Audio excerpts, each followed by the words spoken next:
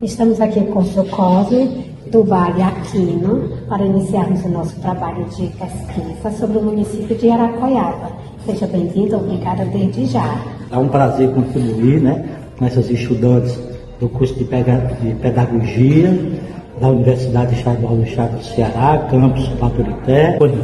Bem, pela parte paterna, o meu pai, filho de Aracoiaba, meu avô também filho de Aracoiaba, precisamente numa área rural, no distrito de Vazantes, certo? Em uma propriedade denominada Sítio São Sebastião, e lá ele desenvolveu uma família com 22 filhos, e o meu pai era o mais novo da Irmandade, certo? E o meu avô casou 2 vezes, e o meu pai casou também com uma pessoa aqui da região, que é a Helene, que por sinal também foi professora, teve a sua vida dedicada ao magistério, e ela é de Redenção, também filha de uma família tradicional, a família Vale, Ferreira Vale, Holanda Montenegro, Então casaram e ela foi morar com meu pai lá em Rio do Fogo, no distrito de Vazantes.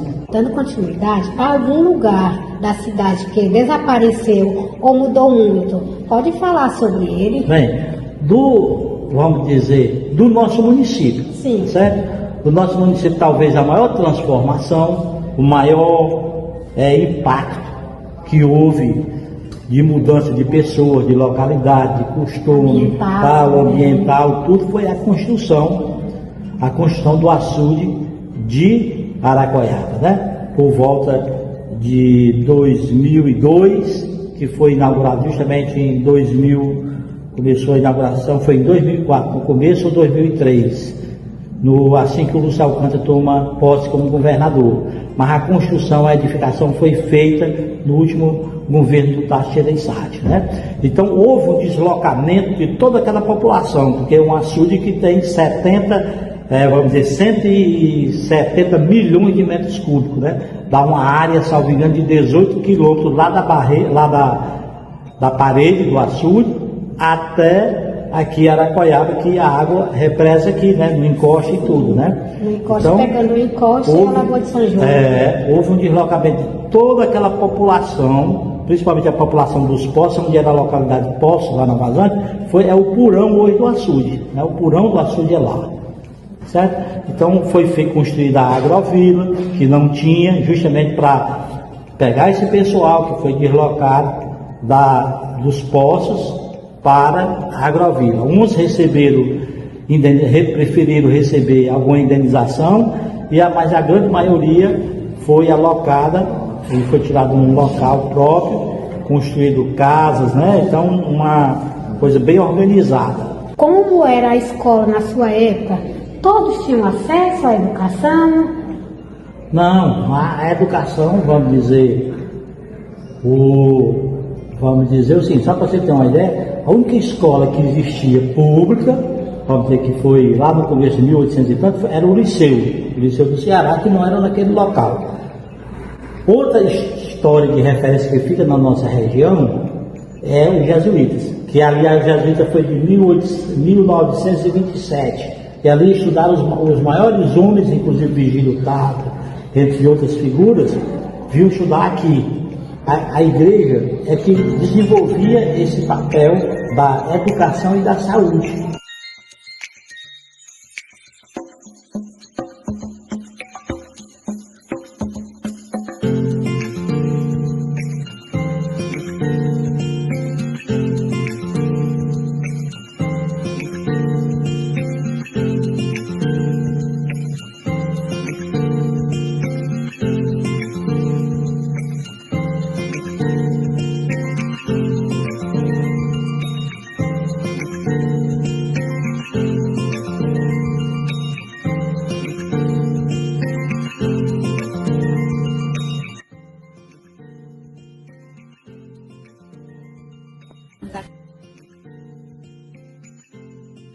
Então, havia em Aracoiaba uma fábrica desativada de beneficiar algodão.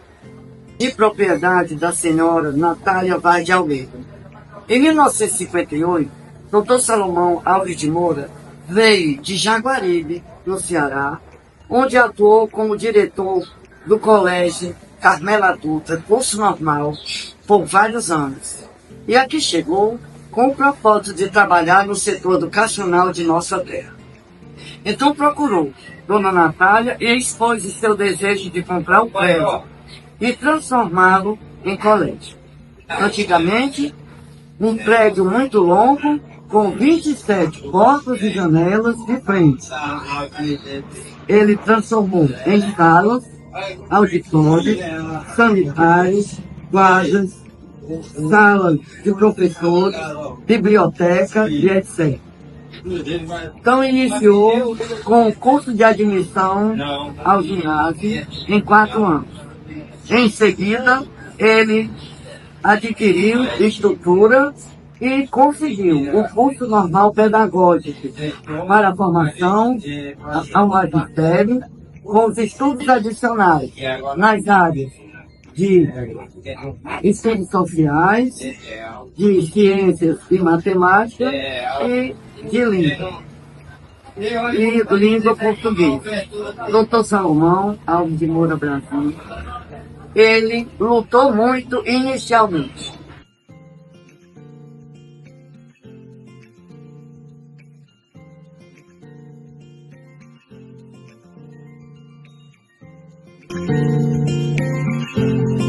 Os ex-alunos LGBT costumam manter viva a memória da escola? Muitos, sim. Inclusive, né? Muitos.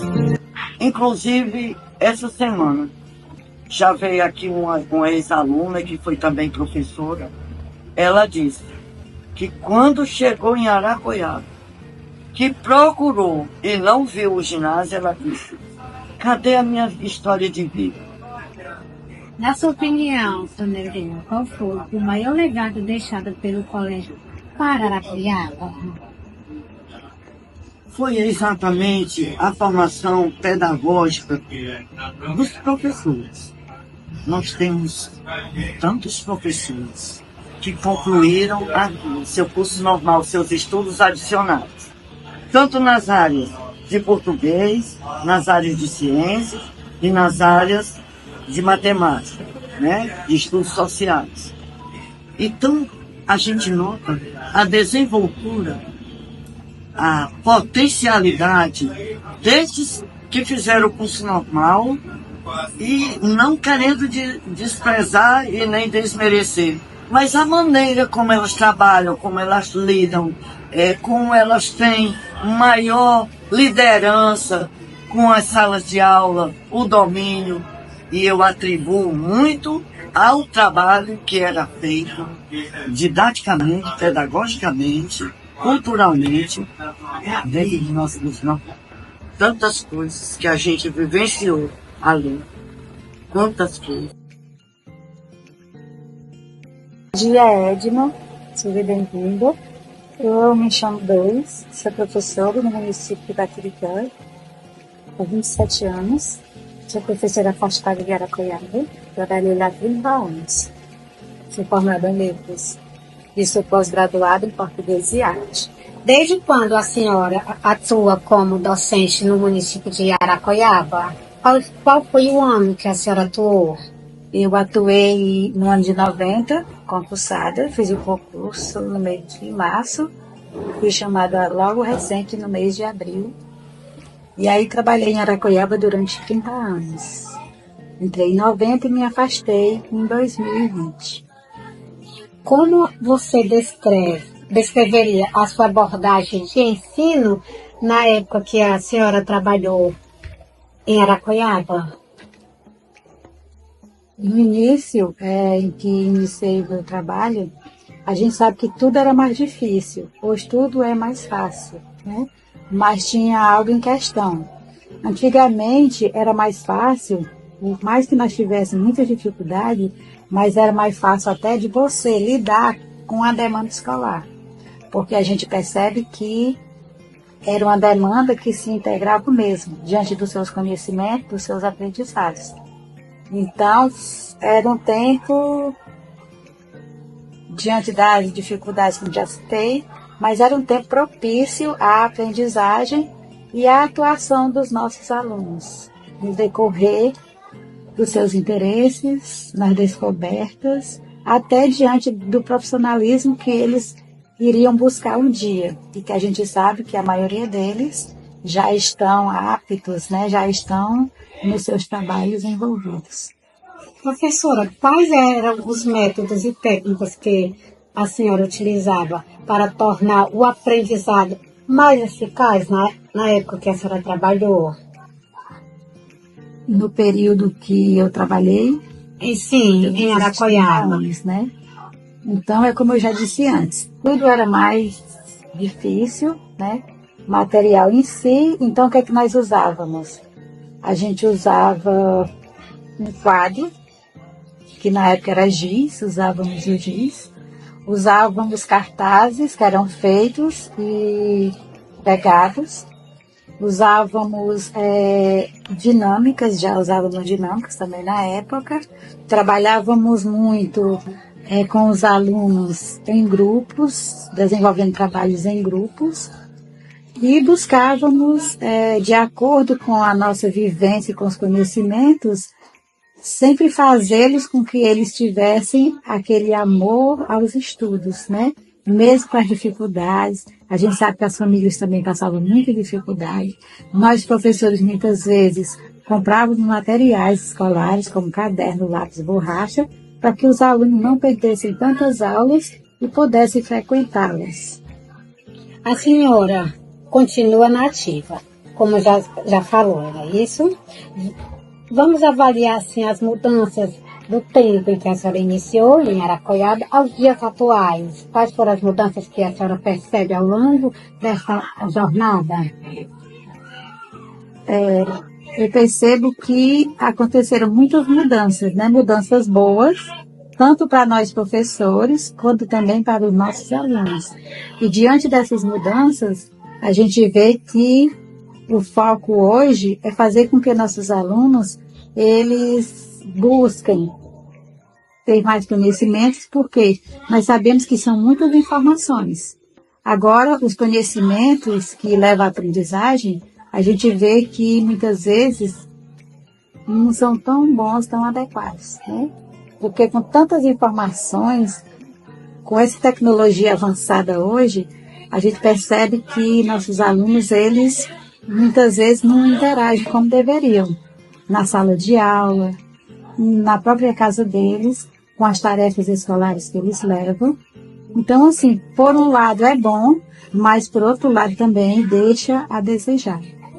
Professora, qual seria a mensagem que a senhora deixaria hoje para a futura geração, os nossos alunos atuais?